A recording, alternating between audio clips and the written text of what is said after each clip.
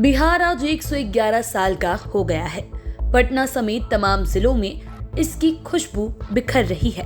देशों में इसका डंका बज रहा है। दिल्ली के हाट बाजार में बिहार महोत्सव का आयोजन हुआ है।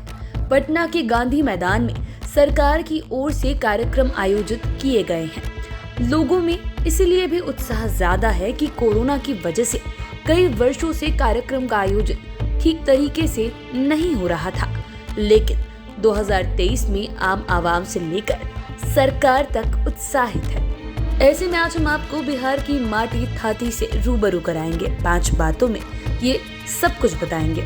सबसे पहले बात करते हैं 5वें नंबर की। इस नंबर पर बात करते हैं इसके नाम की।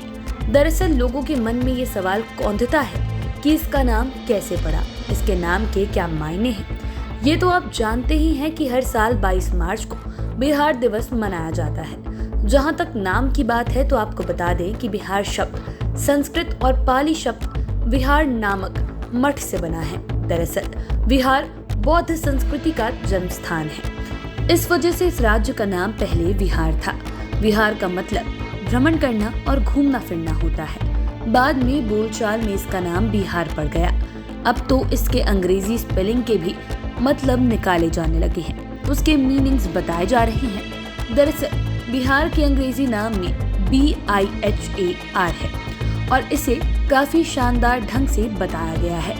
B का मतलब ब्रिलियंट, I का मतलब इनोवेटिव, H का मतलब हार्ड वर्किंग, A का मतलब एक्शन ओरिएंटेड और R का मतलब रिसोर्सफुल।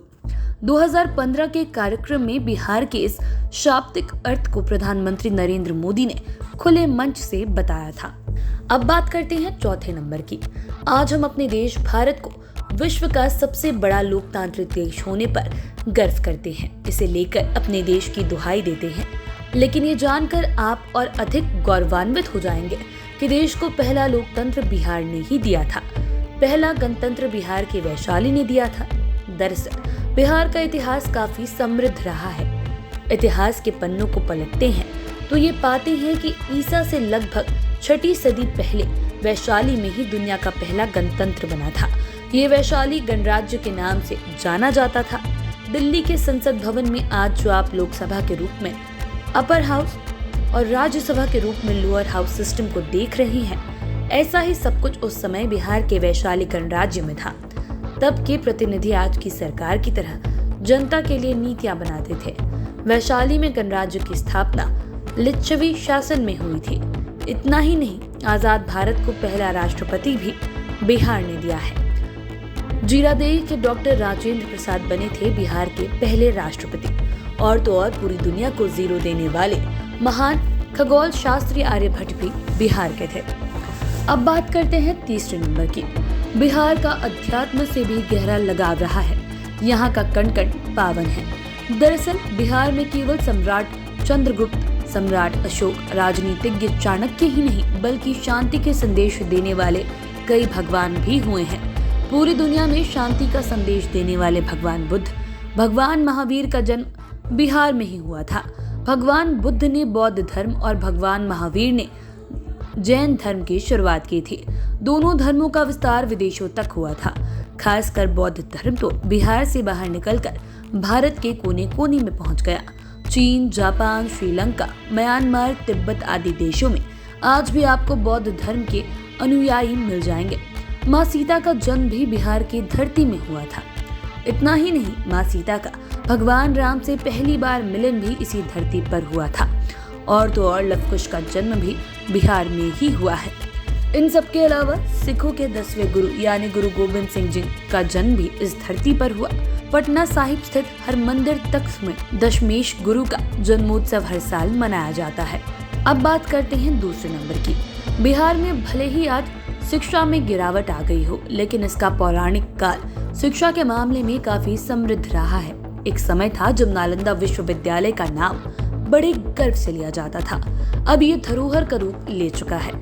दरअसल ये दुनिया के सबसे पुराने विश्वविद्यालयों में से एक रहा है और हमें गर्व है कि ये इसी माटी पर अवस्थित है। 12वीं शताब्दी के आसपास इस विश्वविद्यालय को कुछ लोगों ने नष्ट कर दिया था।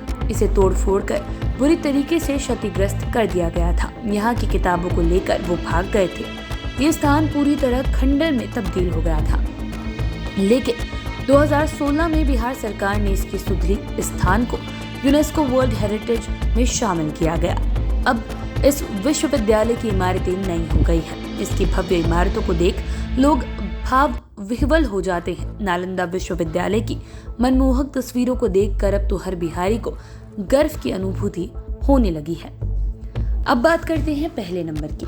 आज राष्ट्रपिता महात्मा गांधी को याद करते हुए लोग अघाते नहीं हैं। उनके कथनों वचनों को भी हम काफी शिद्दत से पढ़ते हैं, उन्हें अपने जीवन में उतारने की बात करते हैं। लेकिन आपको ये जानकर अत्यधिक खुशी मिलेगी कि महात्मा गांधी को महात्मा की उपाधि बिहार ने दी थी और उनकी तस्वीरों और प्रतिमाओं में उनके हाथ में दिखने वाली लाठी भी बिहार ने ही दी थी। ये लाठी उन्हें मुंगेर में दी गई थी, तो महात्मा की उपाधि पश्चिम चंपारण के किसान पंडित राजकुमार शुक्ल ने दी थी। दरअसल 1934 में 15 जनवरी को भयंकर भूकंप आया था। इसमें सर्वाधिक क्षति इसी जिले को हुई थी। आज भी 15 जनवरी को भूकंप की याद में पूरा मुंगेर शहर बंद रहता है। उस समय भूकंप पीड़ितों से मिलने के लिए देश के दिग्गज लोग पहुंचे थे। उन्हीं में महात्मा गांधी भी शामिल थे। मुंगेर के बाद वो घोरघट गांव गए। गोरघट में पता चला कि यहाँ की लाठी काफी प्रसिद्ध है और ये लाठी अंग्रेजों को बेची जाती है। इसी का इस्तेमाल अंग्रेज भारत के फ्रीडम फाइटर के खिलाफ करते हैं। इसी दौरान गांव के लोगों ने महात्मा गांधी को उपहार में लाठी दी। तब बापू ने कहा कि ये लाठी को तभी मैं स्वीकार करूंगा जब आप लोग इसे अंग्रेजों को नहीं बेचेंगे। लोगों ने बापू की बात मान ली। मुंगेर के घोरघट की बनी लाठी ताउम्र उनके साथ रही। आप चैनल के साथ बने रहें। अगर इस वीडियो को फेसबुक पर देख रहे हैं तो पेज को लाइक करें, यूट्यूब पर देख रहे हैं तो चैनल को सब्सक्राइब करें। धन्यवाद।